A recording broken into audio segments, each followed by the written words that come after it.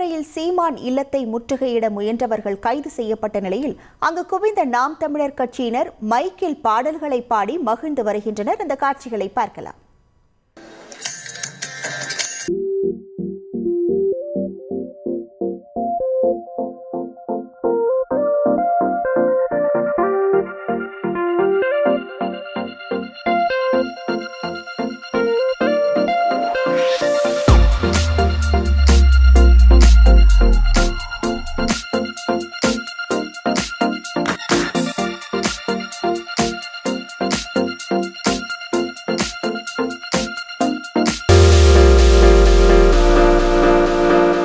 முழு விவரங்களோடு இணைகிறார் நமது செய்தியாளர் சதீஷ் முருகன்.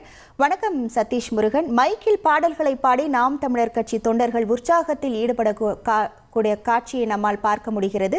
அங்கு எவ்வளவு தொண்டர்கள் குவிந்திருக்கிறார்கள்? அங்கு இருக்கக்கூடிய கள நிலவரங்கள். நாம் தமிழர் கட்சியினுடைய தலைமை ஒருங்கிணைப்பாளர் சீமானுடைய இல்லம் நீலாங்கரை இருக்கிறது.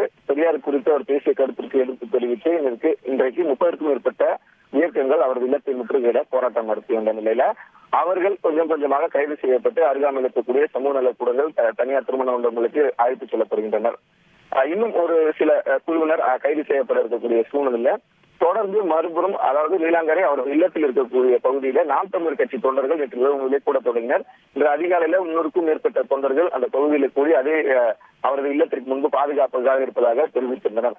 இந்த சூழலில காலையிலே இந்த தொண்டர்களுக்கு அசைவ விருந்தானது தயார் செய்யப்பட்டு வரும் நிலையில தொண்டர்கள் தொடர்ந்து வெளியிலேயே அமர்ந்திருந்த காரணத்தால் அவரது இல்லம் அமைந்திருக்கக்கூடிய அருகாமையில் இருக்கக்கூடிய காலி இடையத்துல தற்காலிகமான கூடர் அமைக்கப்பட்டு அங்கு நாற்காலிகள் போடப்பட்டு தொண்டர்கள் உள்ளே அமருமாறு தொடர்ந்து வலியுறுத்தப்பட்டனர். காரணம், தொண்டர்கள் அந்த இல்லத்திலிருந்து அந்த கிழக்கு கடற்கரை சாலை நோக்கி சென்றால் அங்கே ஏதும் பிரச்சனை நடந்துவிடும் என்ற காவல்துறையினரும் இந்த தெருவை விட்டு வெளியே வர வேண்டாம் நாம் தமிழர் கட்சி தொண்டர்கள் என்று தெரிவித்தனர். அந்த அடிப்படையில அவர்களை ஒரு இடத்தில் அமர வைக்க வேண்டும் என்கிற அடிப்படையிலும் தொண்டர்கள் சோர்ந்து விடக்கூடாது என்கிற அடிப்படையிலும் தற்போது நாம் தமிழர் கட்சியினுடைய தலைமை ஒருங்கிணைப்பாளர் சீமான் இல்லத்தில் அந்த பாட்டு கச்சேரியானது நடைபெற்று வருகிறது. அவர்கள் தொண்டர்கள் மாறி மாறி தொண்டர்கள் நிர்வாகிகள் திரை இசை பாடல்களையும் அவர்கள் சார்ந்து இருக்கக்கூடிய அந்த கட்சியினுடைய கொள்கை ரீதியான பாடல்களையும் பாடி வருகிறார்கள். இடையில் ஒரு இந்தி பாடல் உட்பட அங்கு இசைக்கப்பட்டது என்று குறிப்பிடத்தக்கது.